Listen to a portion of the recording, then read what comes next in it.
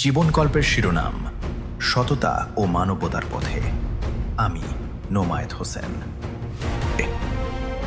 জগতে সবাই যখন নিজের আখের গোছাতে ব্যস্ত, তখন স্রোতের বিপরীতে দাঁড়িয়ে নিজের নীতি আর অন্যের উপকারের মধ্যেই জীবনের আসল সার্থকতা খুঁজে পেতে ভালো লাগে।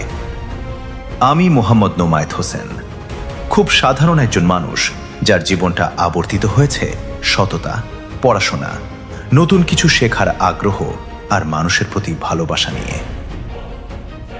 ছোটবেলা থেকেই আমার ঝোঁক ছিল পড়াশোনার প্রতি। বইয়ের পাতার পাশাপাশি নতুন কিছু শেখার প্রবল নেশা আমাকে তাড়িয়ে বেড়াতো।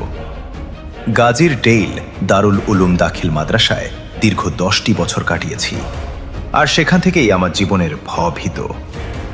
2024 সালে এসএসসি পাশের পর বর্তমানে আমি কক্সবাজার কমার্স কলেজে দ্বাদশ শ্রেণীতে অধ্যয়নরত।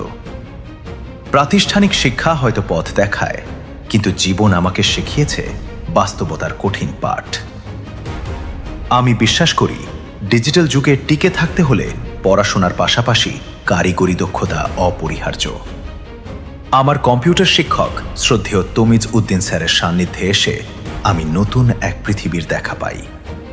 3 মাসের একটি কোর্স শেষে যখন স্যারের দোকানে কম্পিউটার অপারেটর হিসেবে কাজ শুরু করি, সেটি কেবল আমার দক্ষতা বাড়ায়নি, বরং প্রযুক্তির মাধ্যমে মানুষের সেবা করার এক নতুন দুয়ার খুলে দিয়েছে। আমি বুঝেছি, ইচ্ছাশক্তি আর সঠিক চর্চা থাকলে যে কোনো বয়সেই প্রযুক্তিকে জয় করা সম্ভব। আমার জীবনের সবচেয়ে তৃপ্তির জায়গাটি হল মানুষের সেবা। যেহেতু আর্থিক সামর্থ্য সীমিত, তাই আমি বেছে নিয়েছি আমার শ্রম আর সময়কে। আমাদের এলাকার কেউ অসুস্থ হলে হসপিটালে যাওয়ার প্রয়োজন পড়লে সবাই আমাকে পাশে চাইতেন। চট্টগ্রাম মেডিকেল কলেজ হাসপাতালে রোগী নিয়ে বারবার যাওয়া, রাত জেগে তাদের সেবা করা, এসবের মাঝে আমি কোনো প্রতিদান খুঁজিনি। আপনপর নির্বিশেষে মানুষের বিপদে এগিয়ে আসতে পারাই আমার কাছে সবচেয়ে বড় সার্থকতা। তবে পথ চলা সবসময় মসৃণ হয় না। আমি সবসময় সৎ পথে চলতে ভালোবাসি, কোনো অন্যায়ের সাথে আপোষ করিনি। দুর্ভাগ্যবশত আজ কিছু বিপদগামী মানুষের অহেতুক সন্দেহ আর হুমকির মুখে দাঁড়িয়ে আমি।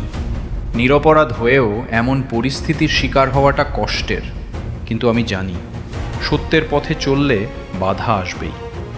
আমি থেমে নেই, বরং মানুষের প্রতি আমার এই ভালোবাসা আর সততাকে আমি আমার শক্তি বানিয়ে সামনে এগিয়ে যাচ্ছি।